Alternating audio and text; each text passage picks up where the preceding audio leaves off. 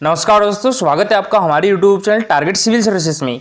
दोस्तों आज है 3 मार्च और मध्य प्रदेश के डेली करंट अफेयर में आज हम पढ़ेंगे 3 मार्च की करंट अफेयर। तो लेक्चर ध्यान से देखिएगा और देखिए दोस्तों, जिसको भी मध्य प्रदेश करंट अफेयर में जनवरी 2021 से लेकर दिसंबर 2021 तक की पीडीएफ चाहिए तो वो हमारे व्हाट्सएप नंबर 9111920612 पर इसको मात्र 99 रुपीज में परचेज कर सकते हो दोस्तों।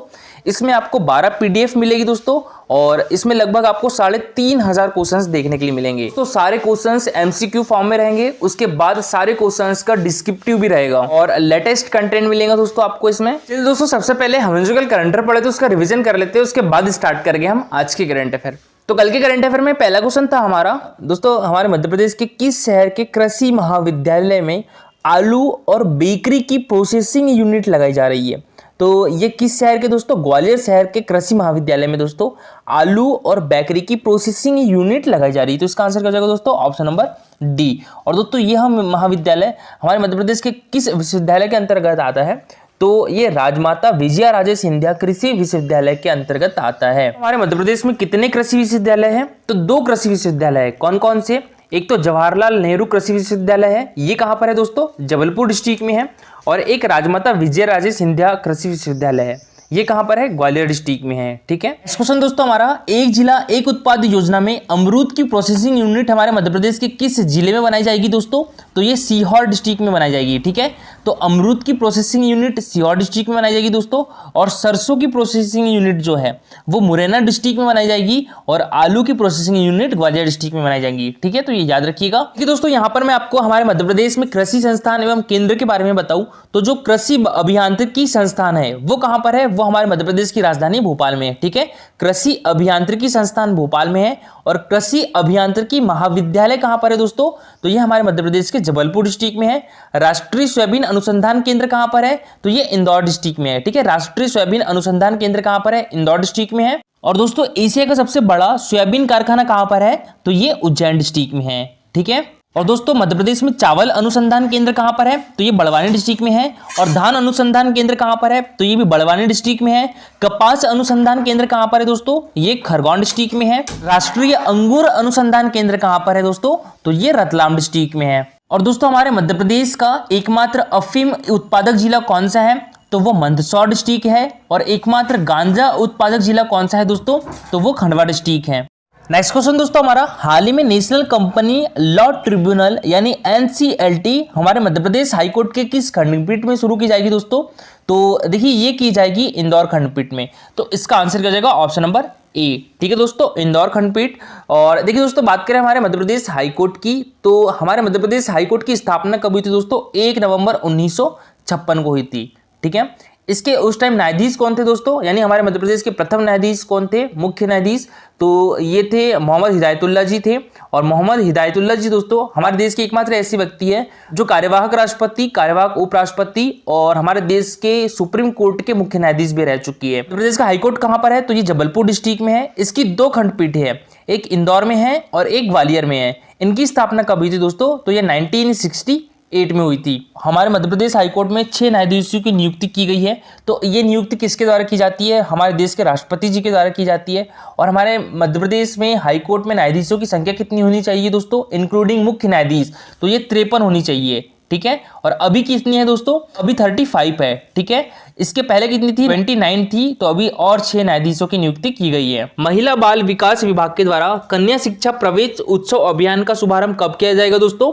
तो ये किया जाएगा 7 मार्च को। तो इसका आंसर क्या हो जाएगा? Option number C. दोस्तों हमारे मध्य प्रदेश में 7 मार्च को महिला बाल विकास विभाग के द्वारा कन्या शिक्षा प्रवेश उत्सव अभियान का शुभारंभ किया जाएगा। दोस्तों बात करें हम बेटी बचाओ बेटी पढ़ाओ योजना की, तो इसकी शुरुआत कब की गई थी? ये 22 जनवरी 2015 को की गई थी। किसके द्वारा की गई थी? प्रधानमंत्री नरेंद्र मोदी जी के द्वारा की गई थी।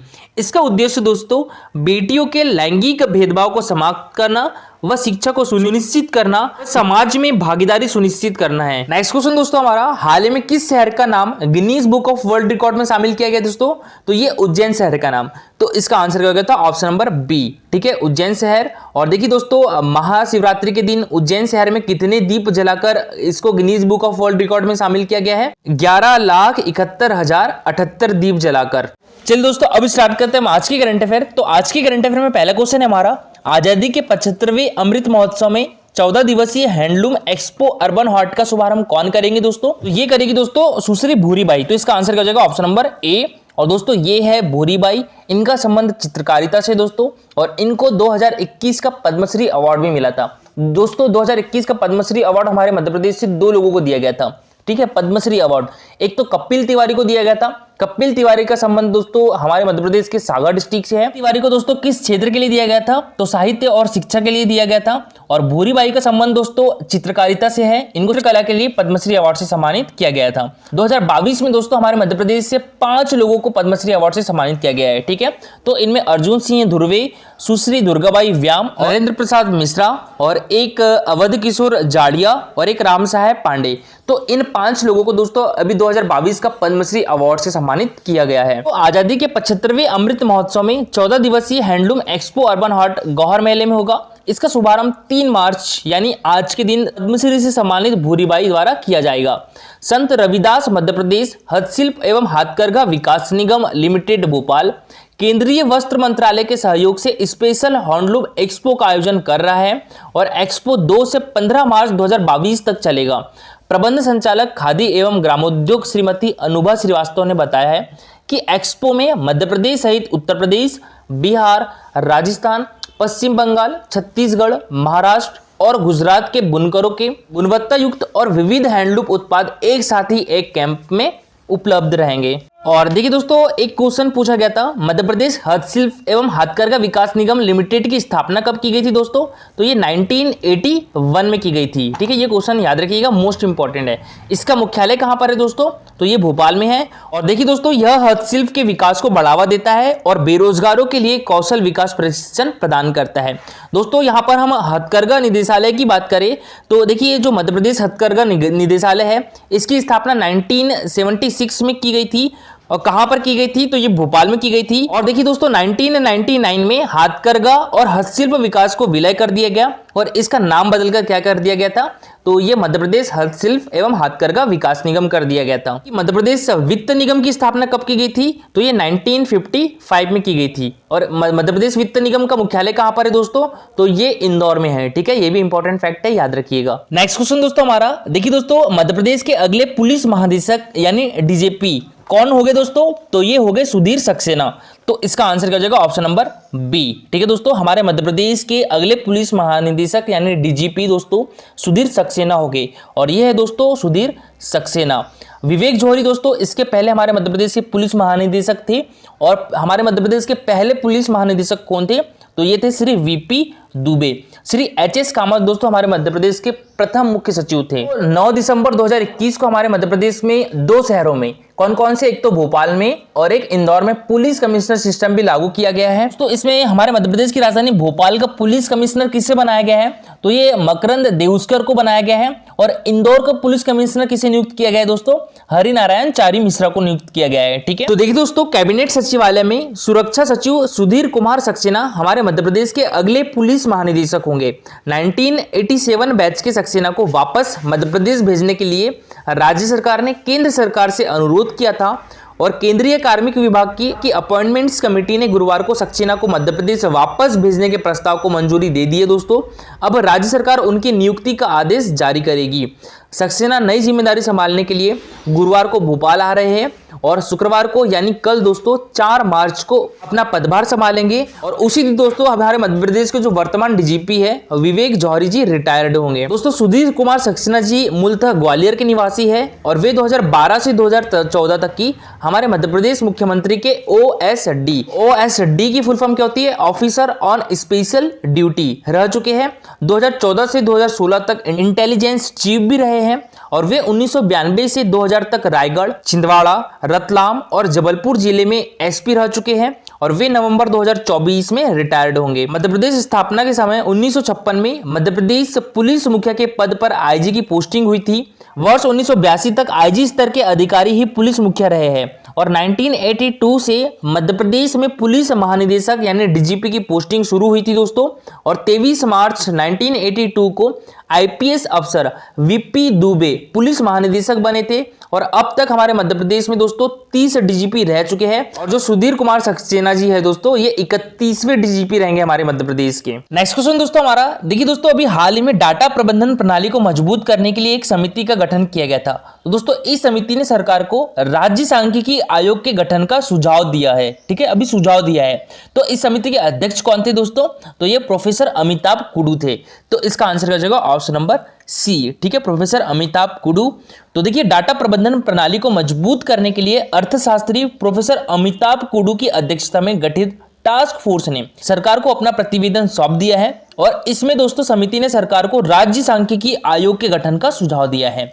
आयोग इस क्षेत्र में तकनीकी मार्गदर्शन देगा, वहीं सांख्यिकी विभाग के कर्मचारी के सर्वे, आय अनुमान, सांख्यिकी व सूचना प्रौद्योगिकी के उपयोग में आधुनिक तकनीक का प्रशिक्षण देने पर जोर दिया है और समिति ने राज्य में नमूना सर्वेक्षणों की क्षमता और गुणवत्ता में सुधार के लिए नमूना सर्वेक्षणों को डिजाइन व संचालित करने की योजना, राज्य स्तर पर नमूना सर्वेक्षण विंग बनाने की जरूरत का भी उल्लेख किया है। और देखिए दोस्तों, मुख्यमंत्री आवास पर समिति के प्रतिवेदन का लोकार्पण करते हुए हमारे मध्य प्रदेश के मुख्यमंत्री शिवराज सिंह चौहान जी के द्वारा कहा गया है कि समिति के सुझावों से सांख्यिकी प्रणाली को बेहतर बनाकर जनहित में इसका उपयोग करेंगे और उन्होंने कहा है कि प्रदेश में सांख्यिकी प्रणाली के कामकाज के सही मूल्यांकन और नीति निर्माण में डाटा की गुणवत्ता और प्रणाली में सुधार के लिए समिति की अनुशंसाओं पर गंभीरता से विचार करने पर निर्णय लिया जाएगा। कुडू टास्क फोर्स का गठन कर इसके जरूरी अध्ययन की व्यवस्था की गई। इससे राज्य और जिला स्तर पर वर्तमान प्रशासनिक व्यवस्था में सुधार, नागरिकों और विशेषज्ञों के लिए प्रकाशनों को व्यापक, सुलभ एवं सुपाठ्य बनाने के लिए नए और अभिनव उपाय सुझाना भी आसान होगा। प्रोफेसर अमिताभ कुडू ने कहा है कि टास्क फोर्स ने जिलों में भ्रमण और विभिन्न बैठकों के बाद प्रतिवेदन तैयार किया है और नीति निर्धारण में यह प्रतिवेदन सहयोगी होगा। एमएसएमई क्षेत्र में भी प्रगति होगी।